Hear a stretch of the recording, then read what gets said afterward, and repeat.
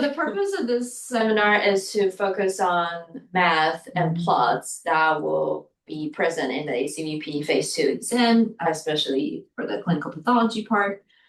Previously, Elizabeth has already done a very nice Jeopardy style seminar on this topic, but I wanted to put a little more lecture content in it, sort of like a review, and also hope that this slide, which will be shared with you in the future, can be your study guide so that you can print it out and you read through it and you don't have to, look into other material. That's the purpose of today's talk.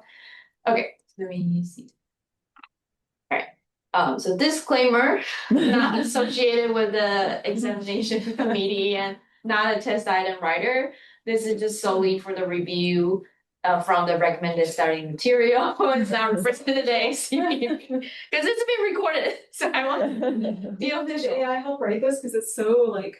Yes, I write down some like simple English description and then have it turn like more professional. Right? Okay, so the source is from the first chapter of Fundamentals of Veterinary Clinical Pathology, as well as the chapter 2 in the Sava manual, and Westgard rules, the website, also some vet clinical pathology journal.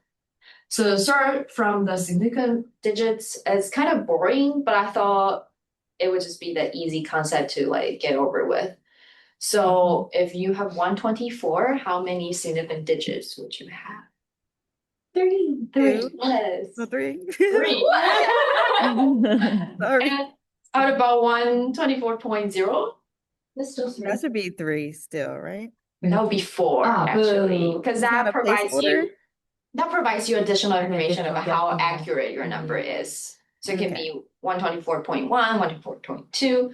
And I hate this 120. They said 2 or 3. Yeah. Oh, that's stupid. That's like very stupid. Like Like 0 is a placeholder or not. Make up your mind. yeah.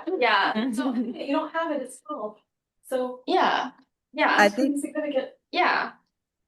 So I don't get this one. I think it's because depending on how the result is usually like sent out. So if you can do 121, then the 0 would be 3 significant digits. But if you only do like 130, 140, then it's only 2.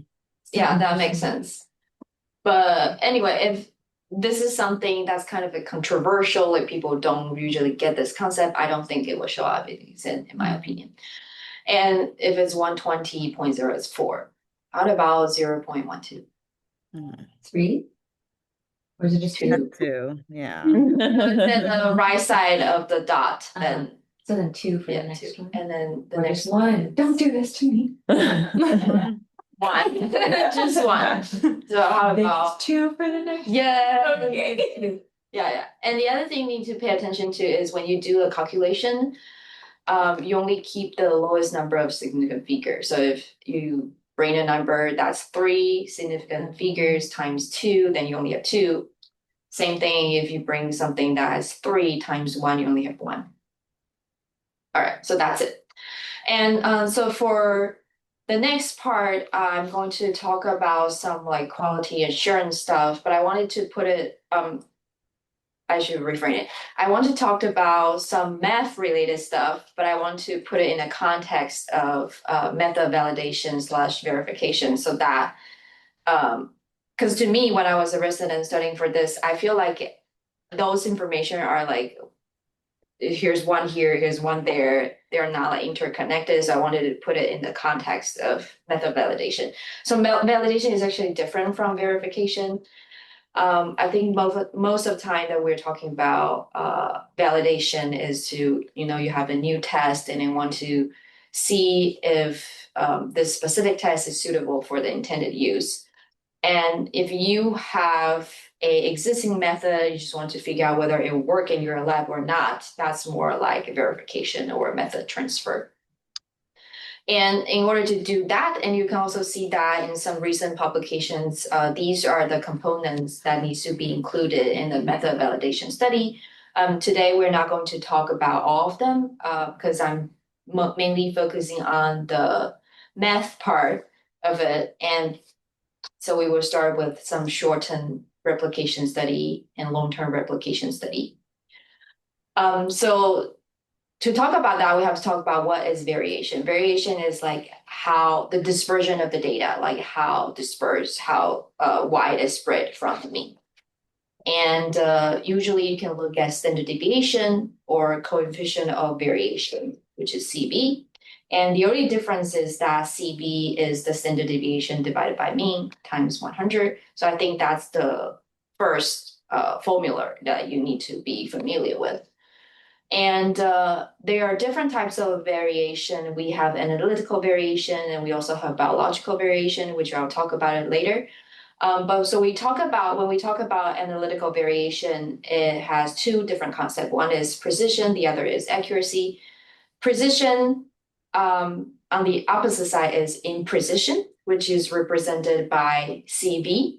So remember, we talk about coefficient of variation, that is like how widespread your data is, and that represent random errors. And because we are talking about analytical variation, so that we put an A next to CV, so it's CVA, and it's determined by running the quality control material, QCM. So when you talk about short-term repeatability testing, that's within Assay CV. And I always got confused by this term because I feel like when you're running something, that's just one time. Like, how can you run multiple things at once? So the more precise definition for that is to analyze during a single 8-hour shift. Or if there's a way that you can run like multiple samples in the same round, then that's within a single analytical run. And so based on the guideline, the ideal within round standard deviation should be less than 0.25 total allowable error. And we will talk about total allowable error later. And then for the between Assay CV, which is called reproducibility, is for a longer period of time. So you can use 2 to 3 quality control material with 4 to 5 replicate and measure daily for 5 days. Or if you have a really stable quality control material, you can analyze it once daily over 20 days. And that between run standard deviation, we have a wider range for that. Ideally, it should be less than 0.33 total allowable error. So again, whether you're doing the within Assay CV or the between Assay CV, the calculation is going to be the same. So you take the standard deviation of the quality control material results divided by mean and times 100. So that covers number 2 and 3 already, and now we're moving on to the comparison of methods. So by to compare different assays, we look at different plots. The first two I'm going to talk about are the CLSI bias plot and the Altman bias plot. They're actually pretty similar. They have the same y-axis, which is the difference between two methods. And because you are doing assay comparisons, you must have like 2 different methods to compare with. But for the CLSI one, notice that the x-axis only have one method, which means this is the reference method. And the way I try to memorize it is, you look at the name, it's CLSI, some kind of some sort of abbreviation, so that feels like official, feels like there's some reference method existing. And then Altman is a combination of like 2 people's name, so there are like 2 methods. You have the mean of the 2 methods in the x-axis. So here's image from a recent publication. They presented these 2 plots. And my question is the bias positive or negative? Well,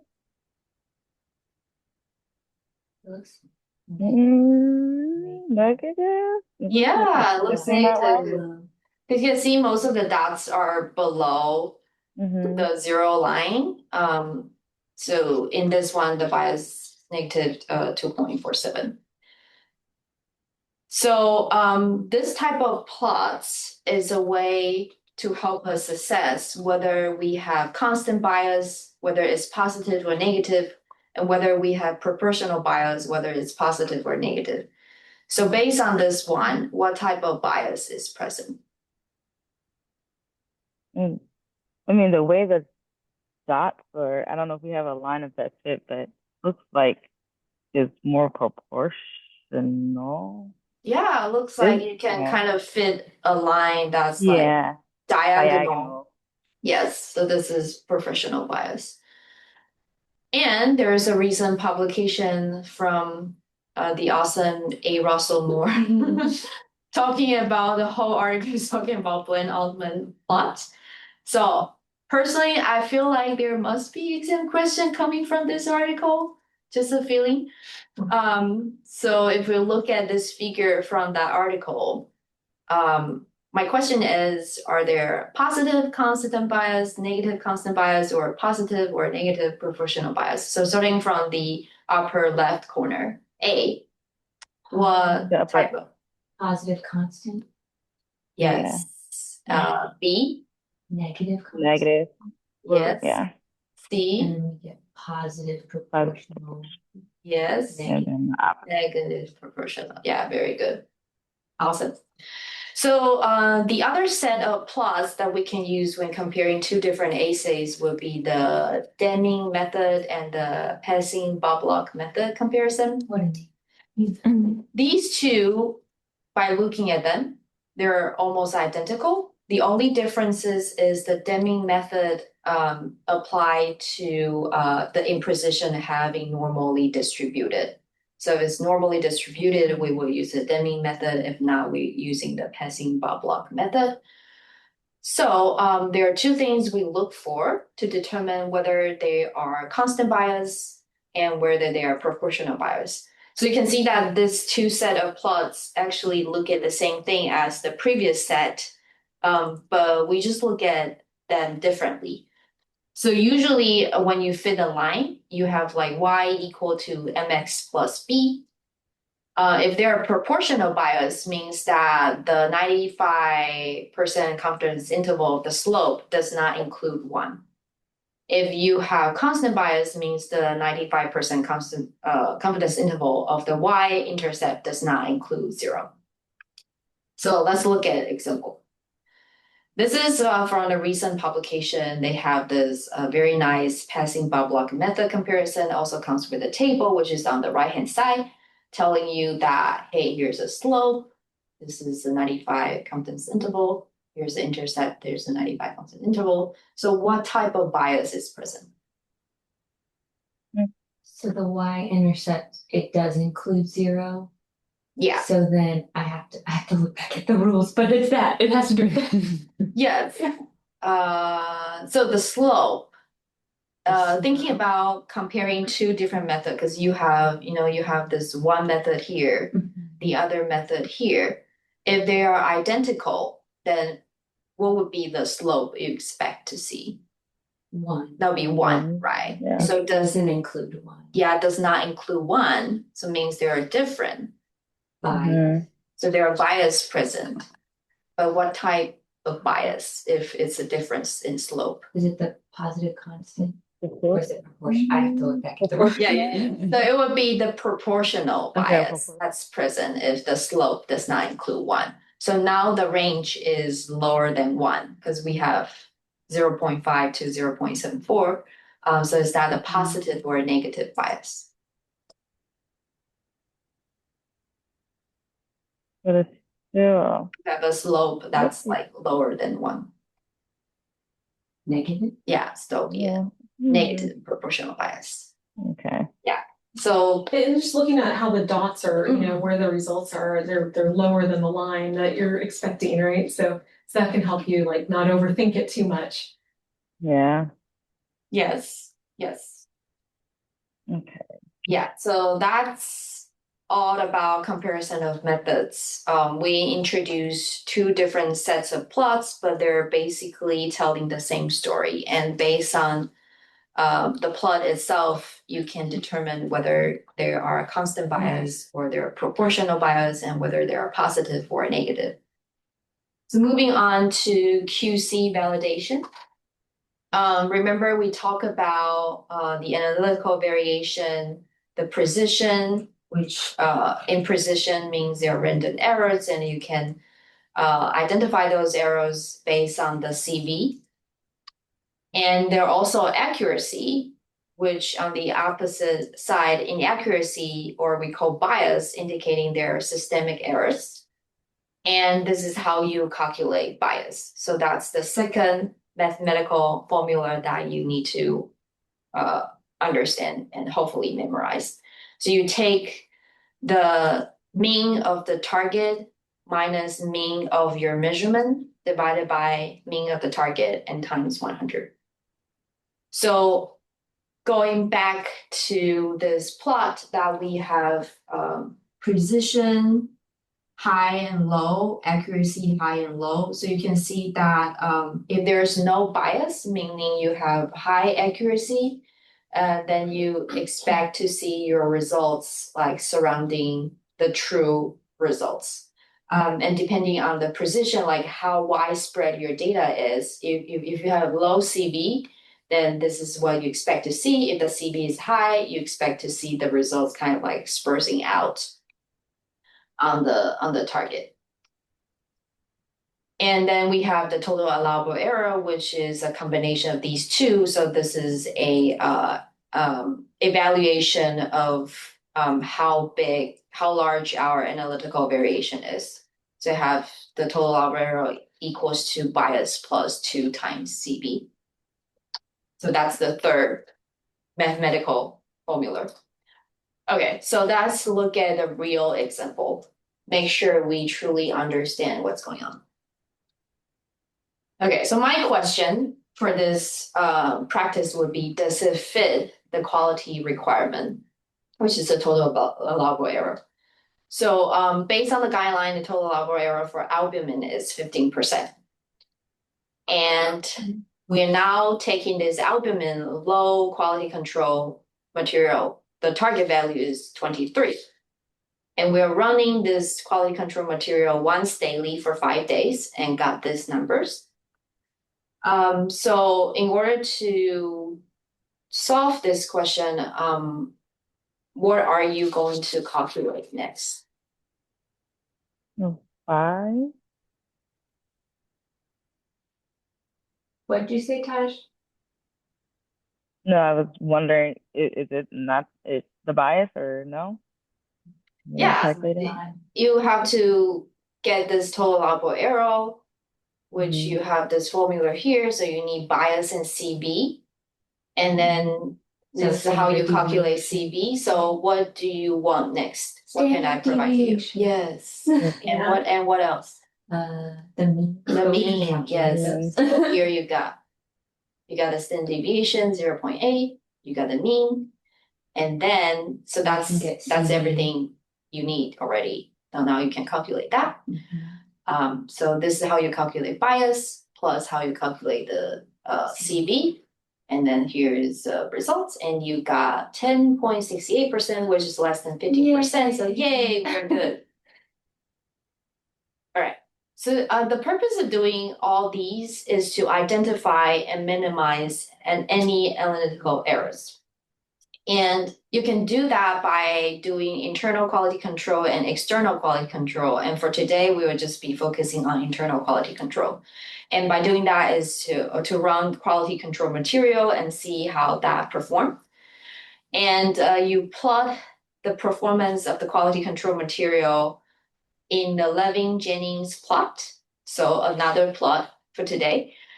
And you see whether those dots fit with the Westgard rules. If it fits, then we accept the result. If it doesn't, then we cannot run the patient sampled. We have to figure out what's going on. We have to determine whether we have systemic errors or random errors.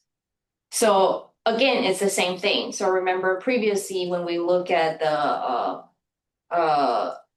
Altman plot or the Deming plot or the Passing-Bablok plot, we're always looking for bias, whether that's constant bias or systemic or proportional bias. But now using the Westgard rules, we're determining whether there are systemic errors, which is bias, or random error. So we have additional information about random errors here. And once we identify which part went wrong, then we need to do some troubleshoot. But that's also not the focus of today's talk. So introducing some Westgard rules. The most common one would be the 1-2S rule, means that the result of one quality control material is below or above the mean quality control material concentration plus minus 2 standard deviation. So you can see the 1 is here, meaning that we have one quality control material, and we have the 2S, means the 2 standard deviation. So it will be how it looks like. The yellow dot will be the result that it's above 2 standard deviation of the mean quality control concentration. And remember, this is the Levy-Jennings plot. So on the x-axis, you have different sample runs, and then on the y-axis, you have the mean and the standard deviation. So my question is, how about this red dot? What type of Westgard rule does it violate?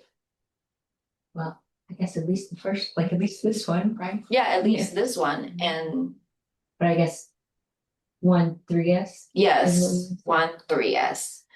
So this violates the 1-3S rules. And again, we have one quality control material, and the 3S means 3 standard deviation. So my next question is, 1-2S and 1-3S rule detecting the systemic error or random error. System. Wait, Because systemic it's biased. is bias, random error is CV. CV means how Relies on dispersed. standard thing. Yeah, So how random. dispersed. Yes, so that's random error. Yeah, very good. So again, looking back to this figure that I presented previously, so remember we're looking at like how dispersed your data is. If the data is really widely spread, means you have a low precision, and this is what we're talking about right here. Okay, so there's additional rules called 2-2S. The 2 means you have 2 consecutive quality control material measurement, and the 2S still means 2 standard deviation. So if it violates the 2-2S rule, you will see those 2 consecutive measurement is either both above 2 standard deviation or both below the 2 standard deviation. So the next question is 2-2S rule detecting systemic error or random error? More maybe systemic in this case. Yes, it's more systemic. And if you go back to the figure, you can see that you have 2 results that are kind of like close to each other, but they are further away from the target. So that's pretty much as the lower left corner figure that we're seeing right here. And then we have this R4S rules that I like least familiar with this one because they're difficult to memorize. But it means that you have one quality control material that is below or above 2 standard deviation, but you have the next one, which is the opposite direction. So 2 plus 2 means 4. So you have the 4S, but the R means like reversed. So either you have like high and low, or you have low and high. But the only tricky part is it only applies to within rung differences. So previously, when we talk about this plot, that each number represent a different rung, so it's between rung. But now for this specific rules, that only applies to within rung. So number 5 and number 6, they have to be in the same rung in order to make it happen. So if you in the same rung, you see one is below 2 standard deviation, the other is above 2 standard deviation, then that's violates the R4S rule. And then we have 4-1S rule. It's 4 consecutive quality control material, all below or all above 1 standard deviation, as I'm showing here. And then we have 10x rule is 10 consecutive quality control material and all on the one side of the mean. So we only have the x. We did not specify whether this is 1s or 2s or 3s. And as you can probably figure out that these are more these are the indication for systemic error, so bias, rather than random error, which is represented by CB. Okay, quiz. So we have A, B, C. What type of Westgard rules does it violate?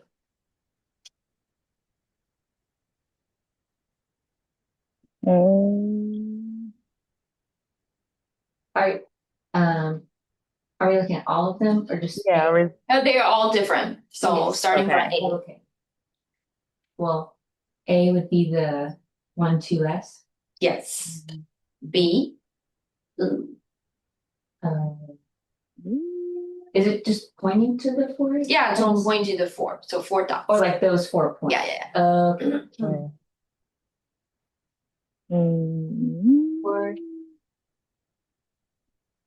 consecutive. Oh. Probably that one. I don't know. I didn't get to write all of it down. Yeah, but if it's 4, then it's probably start with 4. Yeah. Right? So 4, 4. 1s. And then all these 4s are Outside below of the ones. Yeah. 1S. Okay. So that's 4, 1S. Right? And how about C?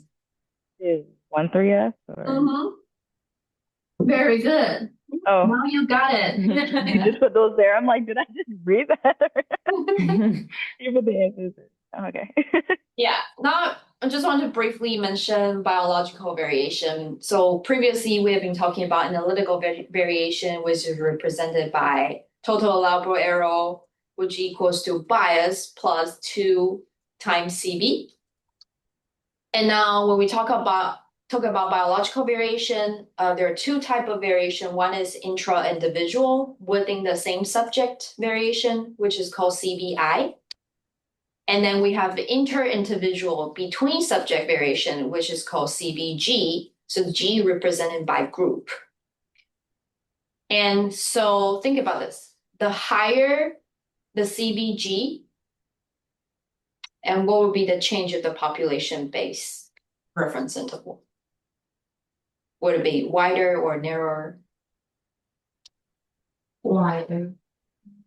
Yeah, the higher the CBG means that within the same within the group, each individual would have a wider reference interval for themselves, so that the overall result by looking at the group is that everybody's number would be very different, so that we need to have a wider population-based reference interval for that.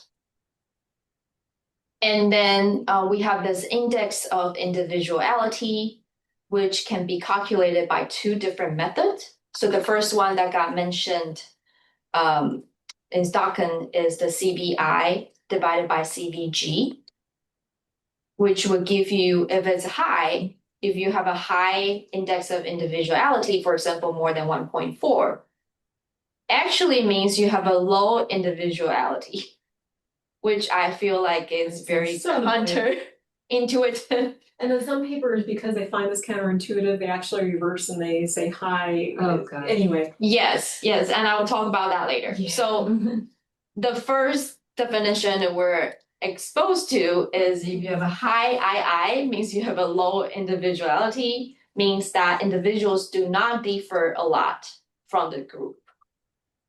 But if you have a low index of individuality, actually means you have a high individuality, means that within the same individual, the variation is less than the difference between you and another person. So one example for that would be creatinine. For example, the important changes for one individual may be apparent when compared to the broad population-based reference intervals. So for an analyte, if you have a low II, or you have a high individuality, means that it is best to compare with that individual animal rather than compare to the population-based reference interval.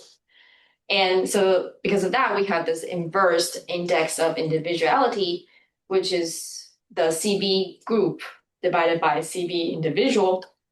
And that's more intuitive because the higher the II, the greater the individuality. So I think if we ever have this type of question showing up in the board exam, they have to really define how they calculate this number. And then just by looking at which is divided by which, and you can kind of deduct the results. Okay, so now we have two analytes. We have analyte A, analyte B. A, if it's in the healthy situation, this is what the lower end of reference interval and the higher end of reference interval look like. And these are like for individual and their normal range. If it's disease, these number will increase, and these are the changes of those four individuals. And here's B. You can see that individual have like wider range, and if it's disease, it will all like moving up.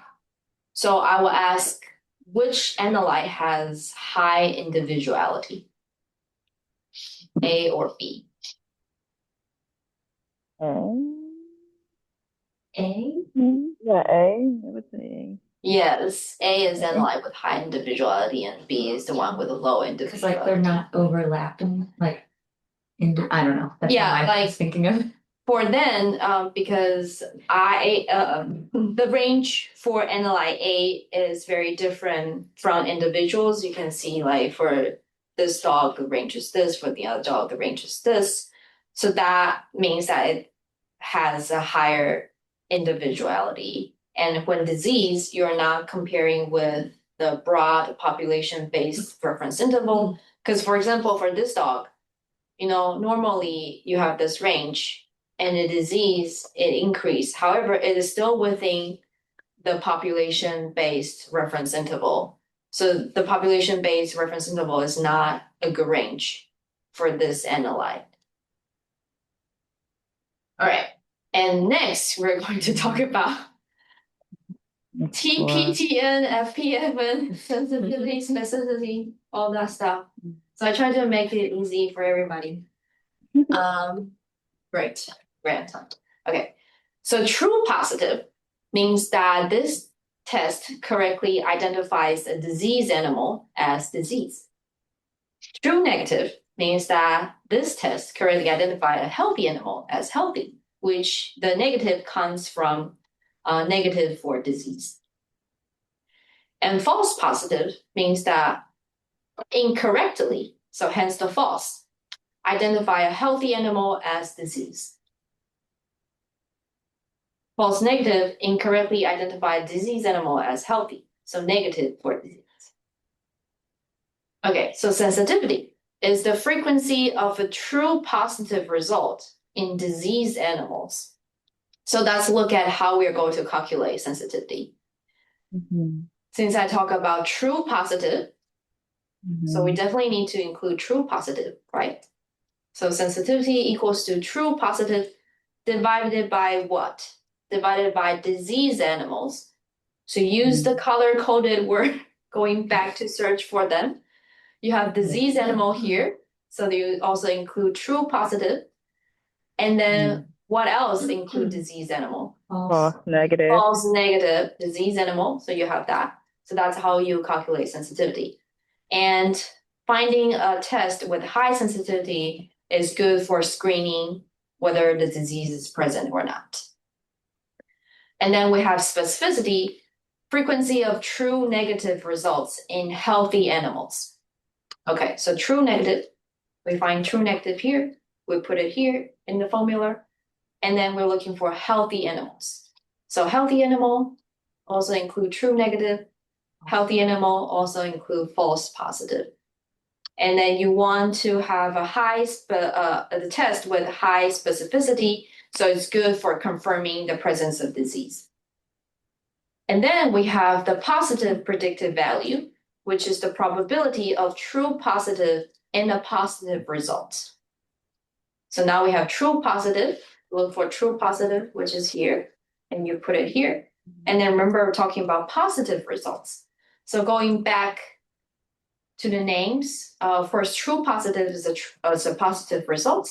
And of course, false positive is also a positive result. So it's here. And the same thing applied to negative predictive value. You have true negative. So of course, we include true negative.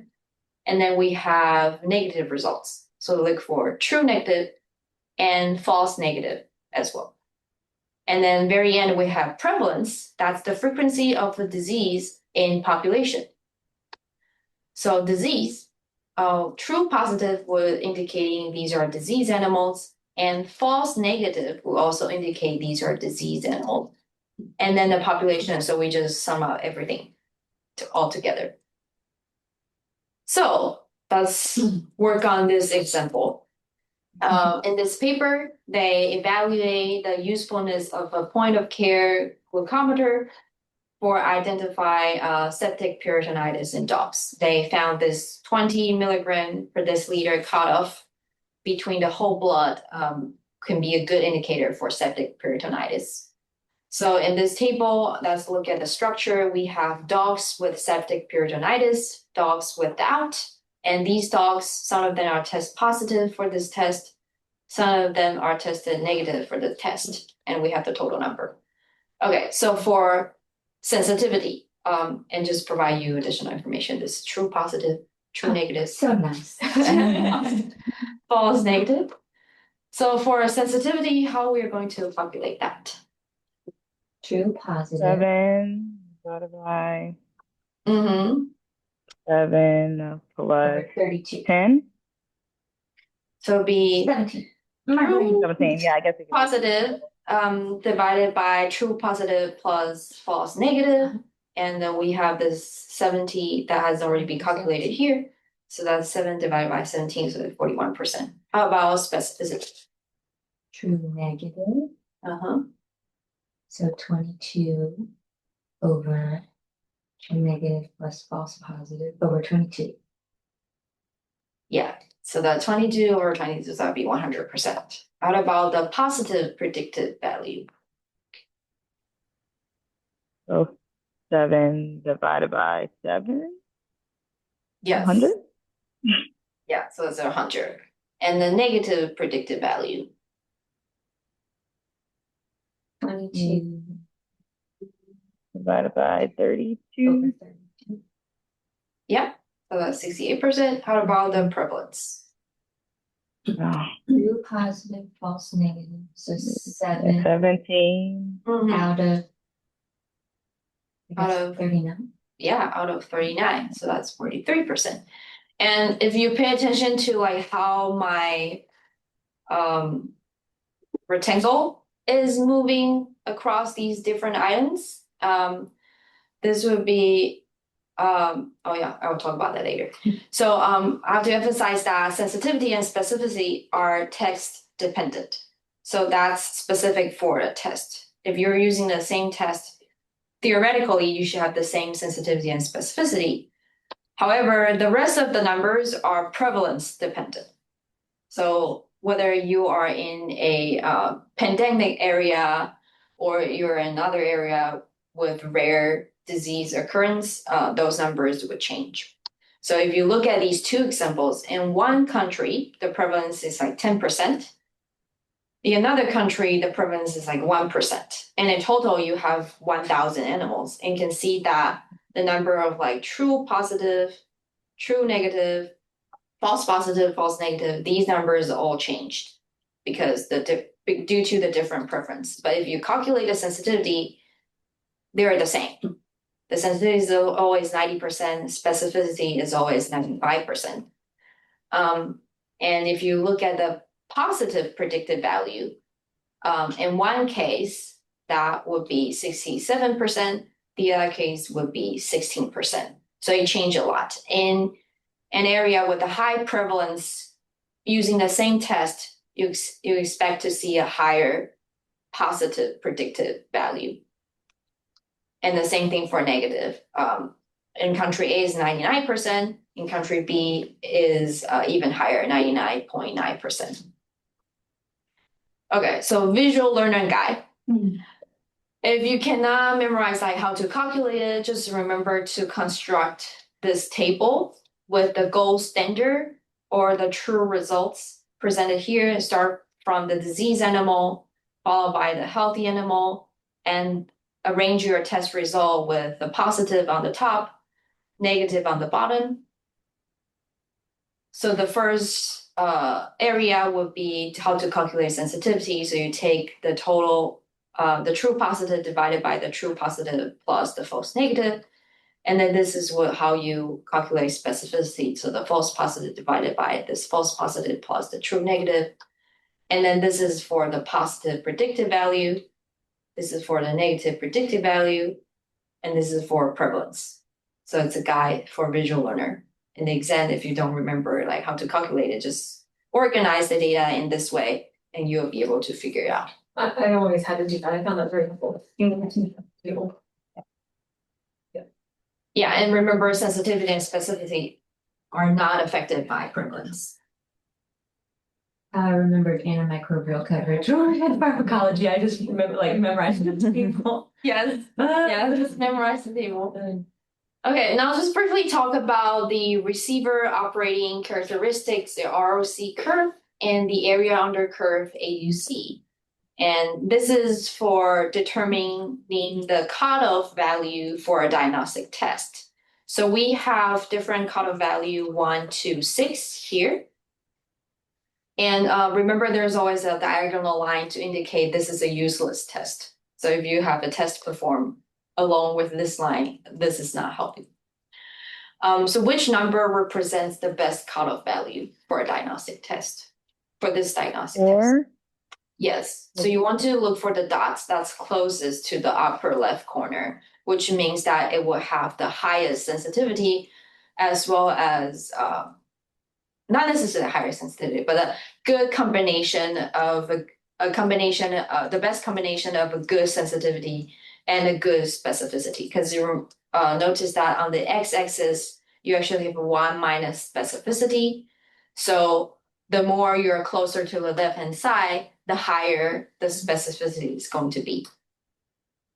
And when we talk about area under curve, that's a number between 0.5 to 1.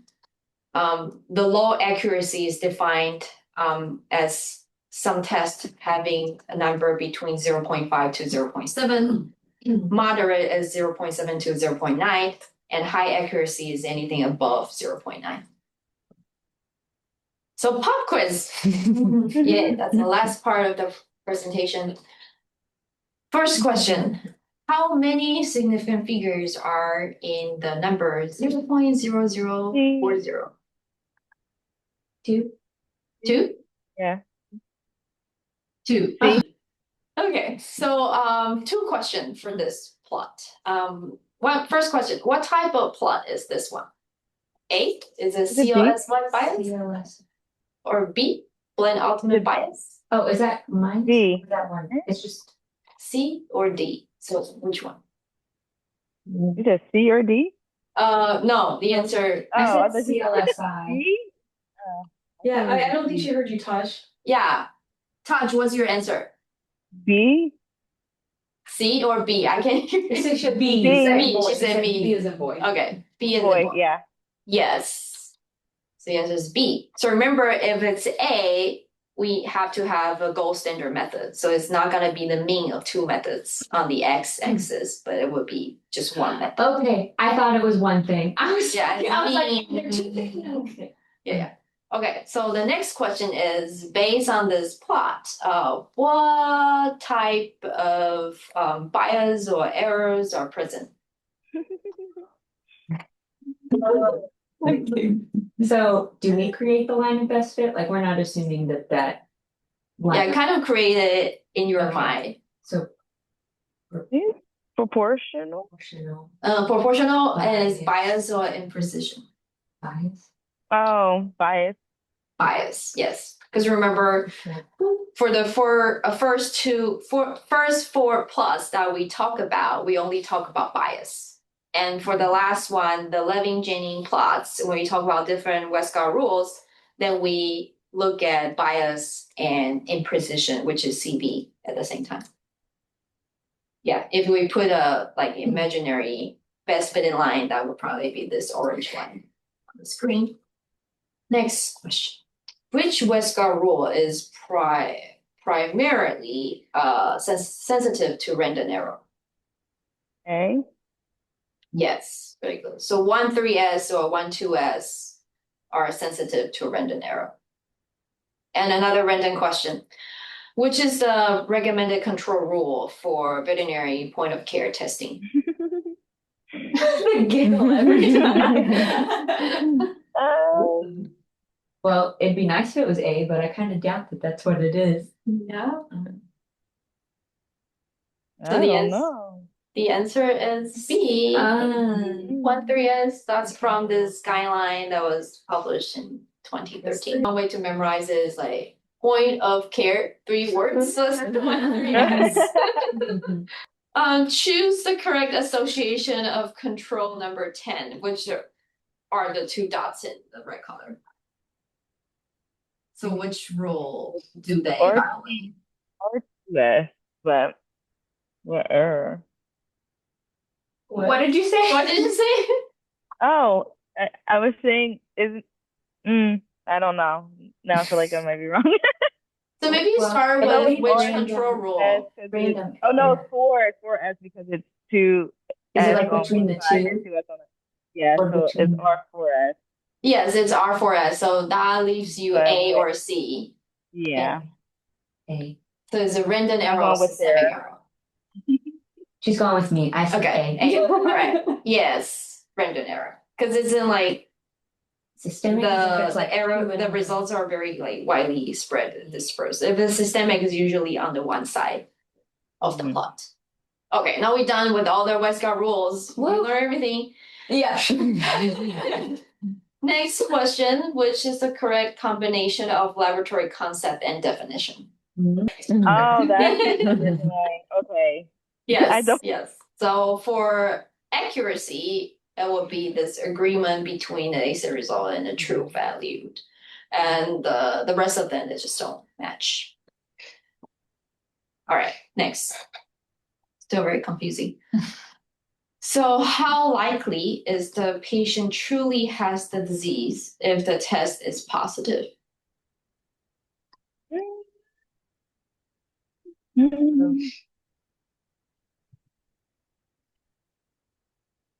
Oh, all these numbers in my face. Let me. So it's actually easier with the table, just by looking at the Yeah. table. So just tell me how you calculate the result. 9/19. Yes, Oh, is 9/19. So that's 47%. So if you have the table in front of you, just look at, like if the test is positive, so here's the test is positive. So these are like all positive results. And among these results, how likely is the patient truly has the disease? So that's the truly has disease is the gold standard 9. So 9 divided by 19, so that's 47%. Yeah, that's it. Congratulations.